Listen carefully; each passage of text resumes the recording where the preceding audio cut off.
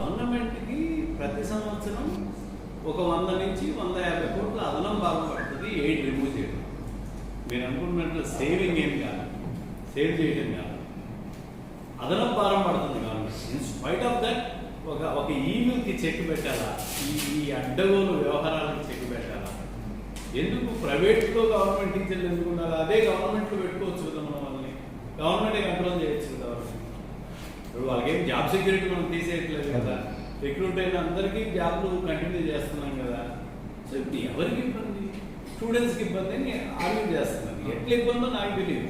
ఇప్పుడు SSBN college ఉంది, మీకు అర్థమయ్యేట్లు చెప్తాను.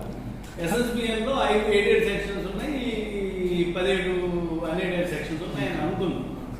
ఇప్పుడు 17 అన్ఎయిడెడ్ సెక్షన్లో పిల్లలు జాయిన్ కావట్లేదా? ఫుల్ అవుతున్నారు కదా.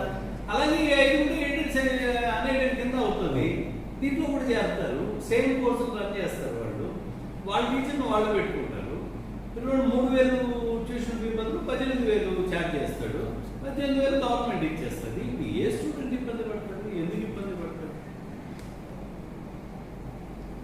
అన్ఎంప్లాయ్మెంట్ సమస్య సార్. ఏం అన్ఎంప్లాయ్మెంట్? ఇప్పుడు యూనివర్సిటీస్ అటాచ్ చేశాం సార్. అది కూడా చెప్తా, అది కూడా చెప్తా. ఇప్పుడు పిహెచ్డీ చేసుకోవాలంతా చెప్తా. 1600 వేకెన్సీస్ డిగ్రీ కాలేజీల్లోనే ఉన్నాయి. 1600 వేకెన్సీస్ డిగ్రీ కాలేజీల్లోనే ఉన్నాయి. దాంట్లో 740 మంది కాంట్రాక్చువల్ టీచర్స్ ఉన్నారు. వీళ్ళందరూ మా అంటే 800 మంది కూడా లేరు. వీళ్ళు వాళ్ళు కలిస్తే కూడా ఇంకా వేకెన్సీస్ ఉంటాయి గవర్నమెంట్ డిగ్రీ. యూనివర్సిటీస్కి ఎందుకు అడుగుతున్నామంటే ఓన్లీ అండ్ డెప్యుటేషన్ బేసిస్లో అడుగుతున్నాం. ఎందుకు అడుగుతున్నామంటే కొన్ని క్రూషియల్ డిపార్ట్మెంట్స్లో అసలు స్టాఫే లేకుండా ఉంటే రిక్రూట్ చేస్తే కదా. అది ఎలా జాబ్ క్యాలెండర్ ఇచ్చారు కదా. జాబ్ క్యాలెండర్ ఫిబ్రవరిలో ఇచ్చారు. 2000 పోస్టులు రిక్రూట్మెంట్కి ఆల్రెడీ కమిటీ అయిపోయింది గవర్నమెంట్. ఓన్లీ థింగ్ ఇస్ మాకు కోర్టు కేసులు ఉన్నాయి కాబట్టి దాన్ని క్లియర్ చేసిన కోసం దాన్ని ఫిబ్రవరి వరకు చూసాం. ఆ లోపల కోర్టు కేసులు క్లియర్ కావు, రియలిస్టిక్గా ఉండాలా. ఓ జాబ్ క్యాలెండర్ ఇచ్చి దాన్ని ఆ డేట్ తప్పితే మళ్ళీ జనం ఇది అనుకుంటారని ఫిబ్రవరికి పెట్టారు. ఫిబ్రవరిలో 2,000 రిక్రూట్ చేస్తున్నాం. గవర్నమెంట్ 2,000 టీచర్స్ రిక్రూట్ చేస్తుంది. ఏడెడ్ వాళ్ళు వచ్చి చేయడం వల్ల రిక్రూట్ జరుగుతుందా లేదా అనేది కొంచెం అపోహలకి గవర్నమెంట్ ఆన్సర్ చేయలేదు. ఇవన్నీ లేనిపోని అపోహలు. ఇప్పుడు మొత్తం ఎయిడెడ్ యూనివర్సిటీస్కి 17 యూనివర్సిటీస్కి ఆఫ్ చేసిన ఎయిడెడ్ టీచర్స్ 280 మంది. యూనివర్సిటీస్లో ఉన్న వేకెన్సీస్ 2,700.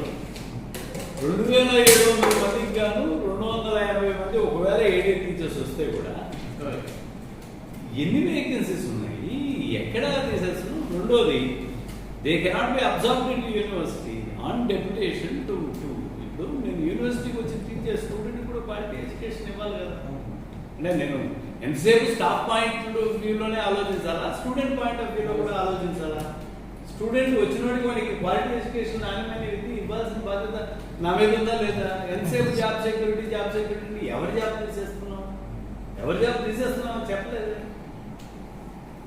ఈ అపోహలతో లేనిపోని కూడా స్వార్థమైన థింకింగ్తో ఒక మంచి ఇనిషియేటివ్ కూడా అప్రిషియేట్ చేయలేని పరిస్థితులే మనం వచ్చేసాం.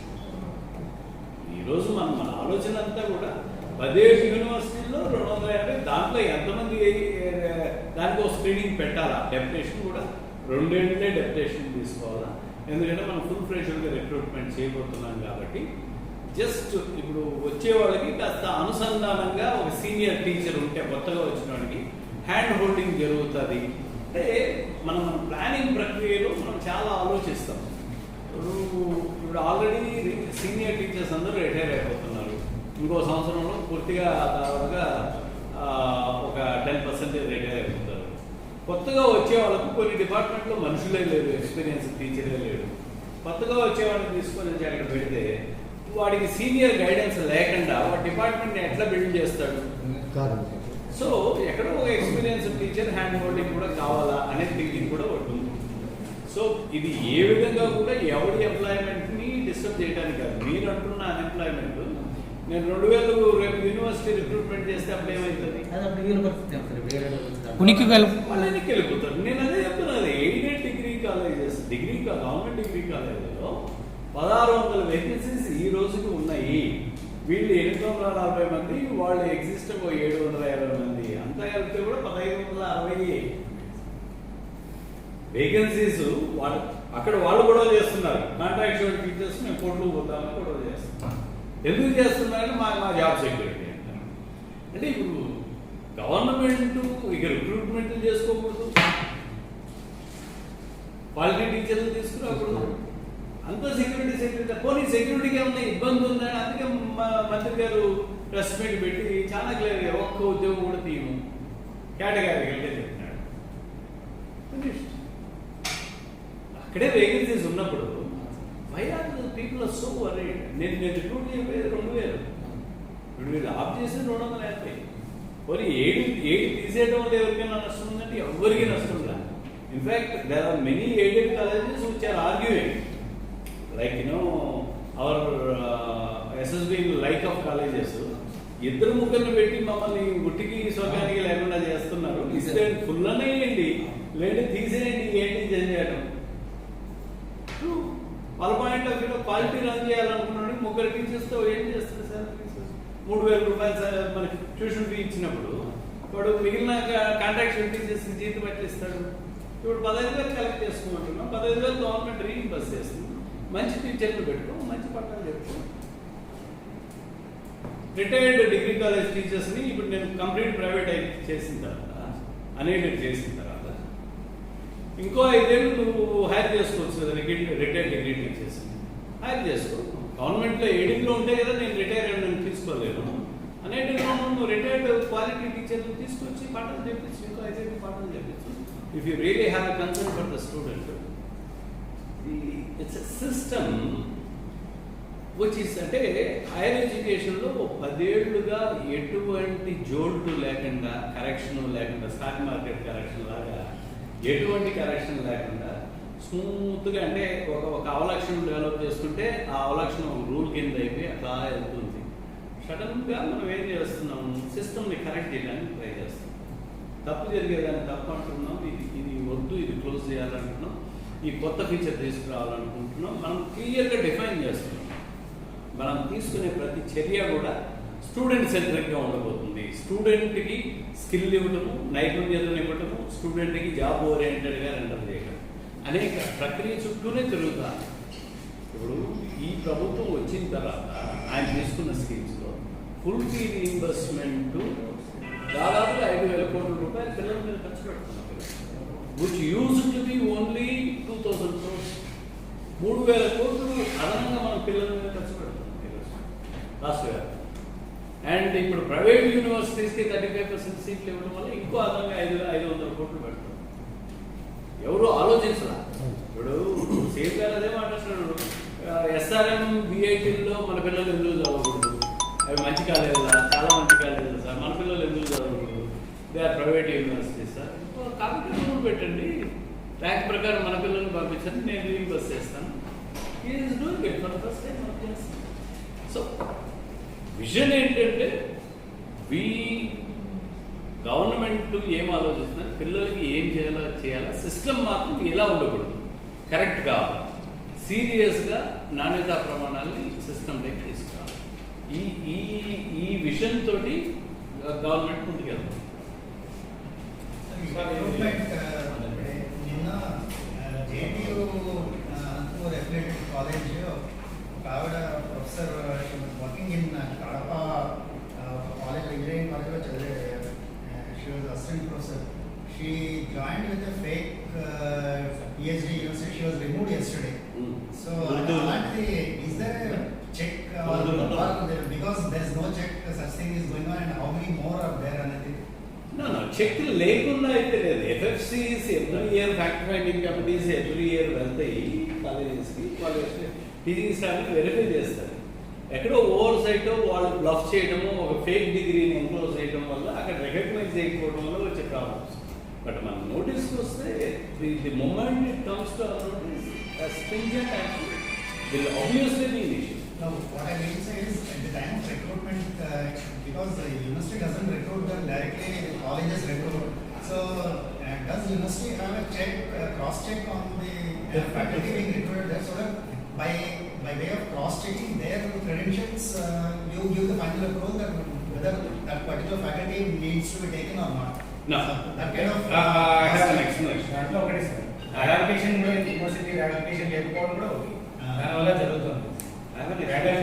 నార్మల్గా ఏంటంటే ఈ ప్రైవేట్ కాలేజెస్లో స్టాప్ గ్యాప్ వేకెన్సీస్ అంటే ఇమ్మీడియట్గా అయ్యే వేకెన్సీస్కి it is not possible for them to approach university every 2 months 3 months కాబట్టి we allow them to recruit on their own and later on they shall go for ratification. Like some of the colleges are not going for ratification, somewhere ఇలాంటి జరుగుతుంది. I think university will take action. So 1 year నుంచి ratification చేయాలి, కరోనాతో నుంచి చేయాలి. Maybe the time frame for a ratification. Suppose why can't they recruit say within a month if you can ratify, cross check and ratify and then allow them to recruit the person.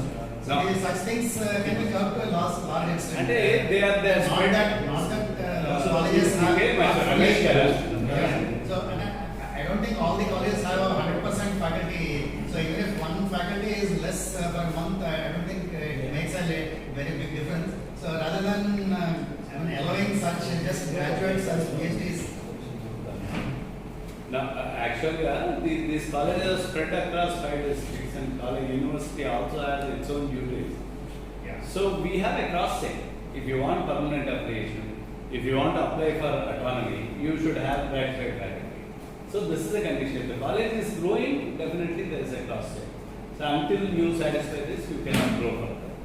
So in the university, for the first time in the last 2 years, last year 22 colleges That college is also there in the list. now 33 colleges in no admission. University has wielded the whip now. University has wielded the whip. Acharya College of Engineering. Yeah. Now the It is a zero admission category. action has been taken on the whole college itself. Okay. We closed the college. Sir మీరు world education research institute universities అది equipped ఉంటుంది మా universities. No, మీ university కాదు, అన్ని యూనివర్సిటీలు ఒక 6 యూనివర్సిటీస్ని identify చేసాము. We have submitted proposal for the central government. ఎన్ఈపిలో చెప్పిన విధంగా మల్టీ డిసిప్లినరీ ఎడ్యుకేషన్ యూనివర్సిటీస్ కింద వీటిని కన్వర్ట్ చేయాలంటే ఇక్కడ కూడా ఆర్ట్స్ సైన్స్ లాంటి ప్రోగ్రామ్స్ ఆ ప్రోగ్రామ్ పెట్టడం కాదు, దీంట్లో కూడా స్ట్రాంగ్ రీసెర్చ్ జరిగేలాగా మనం ప్రోగ్రామ్స్ పెట్టాలనేది మన ఉద్దేశం.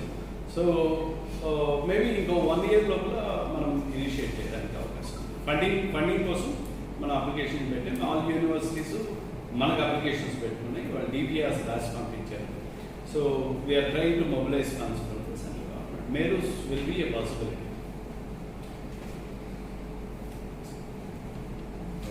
స్కిల్ కాలేజ్ స్కిల్ కాలేజెస్ దాంట్లో సీఎం గారి విషయం చాలా క్లియర్గా ఉంది. నైపుణ్యత లేకుండా విద్యార్థి పట్టా తీసుకుని బయట రాకూడదు. సో కళాశాలలో ఉన్న ఫ్యాకల్టీకి నైపుణ్యతను ఇచ్చే శక్తి లేదు కాబట్టి వీళ్ళకి హ్యాండ్ హోల్డింగ్ చేయడం కోసం ఒక స్కిల్ యూనివర్సిటీ, ఒక advanced skill university and 30 skill colleges, 1 in each parliamentary constituency. ఇవి ఫినిషింగ్ స్కూల్స్ కింద పనిచేస్తాయి, హ్యాండ్ హోల్డింగ్గా పనిచేస్తాయి. అంటే పట్టుకుంటే ఇప్పుడు సే అనంతపూర్ ఆర్ట్స్ కాలేజ్ కుర్రాడికి ఏదైనా స్కిల్ కావాలంటే నువ్వు నా దగ్గరికి రా, ఆదివారం రా, నేను నీకు నేర్పిస్తాను, నీ టీచర్స్ నా దగ్గర పంపించండి, నేర్పిస్తాను. ఈ స్కిల్ కాలేజెస్ ప్రిడామినెంట్గా 1 week 2 week 3 week courses residential model hostel facility కూడా క్రియేట్ చేసి షార్ట్ టర్మ్ నుంచి long term 6 months training programmes plan చేయడానికి చేశారు. అండ్ స్కిల్ కాలేజెస్ అన్కన్వెన్షనల్గా పనిచేస్తాయి, రాత్రిపూట పనిచేస్తాయి, హాలిడేస్లో పనిచేస్తాయి, వీకెండ్స్లో పనిచేస్తాయి. రెగ్యులర్గా ఉన్న స్టూడెంట్ ఇక్కడ అతని స్టడీస్ డిస్టర్బ్ కాకుండా అక్కడికి వెళ్ళి చేయడానికి అవకాశాలు కనిపిస్తాయి. So ultimate aim is skilling the graduates towards employment. So ఇప్పుడు మీరు చెప్పిన 10 months internship program, so instead of 5 years, it is being clubbed into 4 years. Yes, yes. So how are you provisioning the time for those 10 months? No, that philosophy is a little too long. See, a college, university like JNTU caters to around 120 engineering colleges. Some of them are really good colleges. The students who get admitted are very bright rankers. And some of the students are almost last rankers and they cannot catch up the pace. So, what did we do? Interlia, via media, we said 160 credit, we have designed a 160 credit course keeping in mind the mediocre student. 160 credit course keeping in mind the mediocre student. Now while doing so, we have reduced the content but we focused on the fundamentals. While doing so, we could create space for 6 months. Now what did I do? When you design a course for a mediocre student, what is for a fast learner? What is for a quick learner? We have given him 2 options. One, either you go for a major or you go for a minor degree. You go on adding 1 or 2 subjects extra every semester, and that too you can learn it from the college or from outside to get the place. Now we have taken care of that, and 6 months has been created. So now what we do, ఒక week student వచ్చినా కూడా వాడు degree fundamental నాలెడ్జ్తో degree తీసుకొని వెళ్ళిపోతాడు. కానీ బాగా నేర్చుకునే కుర్రోడు ఉంటే ఒక మైనర్ యాడ్ చేసుకుంటాడు, ఒక మేజర్ యాడ్ చేసుకుంటాడు, హీ బికమ్స్ ఎంప్లాయర్. ఈ వీక్ స్టూడెంట్కి ఫండమెంటల్తో పాటు స్కిల్లింగ్ అనేది ఒక ఆప్షన్ కింద తీసుకొచ్చి స్కిల్లింగ్ జాబ్స్ ఏవైతే లో అండ్ స్కిల్లింగ్ జాబ్స్ ఏవైతే ఉన్నాయో అతను కూడా, ఎందుకంటే depending on the student capability మనం ప్లాన్ చేయాలి కాబట్టి అందరికీ ఒకే మంత్రం వేయలేను కాబట్టి, పాము గాటికి తేలిగాలకు కాటికి ఒకే మంత్రం వేయలేను కాబట్టి we did one lower level design, దానికి యాడ్ ఆన్స్ చేసుకుంటూ పోయాను. నేను నేర్చుకుంటాను, నేను నేర్చుకో, నాకు ఇది కావాలి అది ప్రొవైడ్ చేస్తాను, నేను అక్కడ నేర్చుకోవాలి, universities major and minor courses, they won't be compulsory. They are not compulsory. 160 credit course is compulsory. Yeah. But if a student is intentional, for example, TCS నా కోర్సులు ఇవి నేర్చుకుంటే నీకు జాబ్ వస్తుంది అనుకో, నేను సెకండ్ ఇయర్ నుంచి TCS కోర్సెస్ నువ్వు తీసుకోమని చెప్తాను. So how many credits for those minor or major? 20 credits maximum, 18 to 20 credits. If you pursue 18 to 20 credits అదనంగా, in addition to what has been given. So each course 20 credits. Each course 4 to 3 credits depending on the content. So totally 160 plus 20, 180 will be the maximum they can. 160 is compulsory. Yeah, 160 is for a basic course. Yeah. Sir counselling engineering counselling counselling అదే చెప్పాను కదా, ఇప్పుడు private universities కి 35% మనం government quota ఇవ్వడంతో వాళ్ళకు ఆ 4 universities కి ట్యూషన్ ఫీ ఫిక్స్ చేయాల్సిన అవసరం వచ్చింది. ఎవ్రీ ఇయర్ మనం ఏదో ఒక ఇన్నోవేషన్ తీసుకొస్తున్నాం కాబట్టి కొంత డిలే అవుతుంది. 1 week లో అది కూడా అయిపోతుంది. We are all set to issue counselling mostly 35% government saves private university colleges లో 70% అలాగే ఉంటుంది. 70-30 maximum seats. But those private universities established by the act of legislation of the state government, like SRM, VIT, like Kriya, Centurion, ilanti private universities. Ethan is a deemed university. We wrote to UGC for permission because they are directly under UGC control. We are negotiating with UGC. Even if it UGC agrees, then 35% permits. So then it will be 35% will be compulsory. They will have to admit. They have to give the quota seats to us. I will admit based on the reservation, following the reservation and merit. నేను admit చేస్తాను. దాంట్లో ఎవరైతే tuition ఫీకి eligibility ఉంటారో వాళ్ళ tuition fee, Vidya Deevena, Vasathi Deevena రెండు కూడా నేను ఇస్తాను వాళ్ళకి. సో ఇప్పుడు VIT చదువుకోవాలంటే ఇవాళ కాస్ట్లీ ఎడ్యుకేషన్ 3 లక్షలు కడితే కానీ సీట్ దొరికే పరిస్థితి.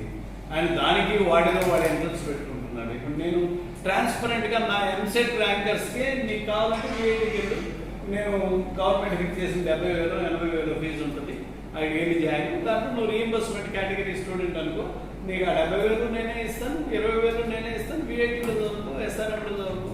ఇంక ఎందుకంటే అవకాశం, it's great bonus to quality loving students.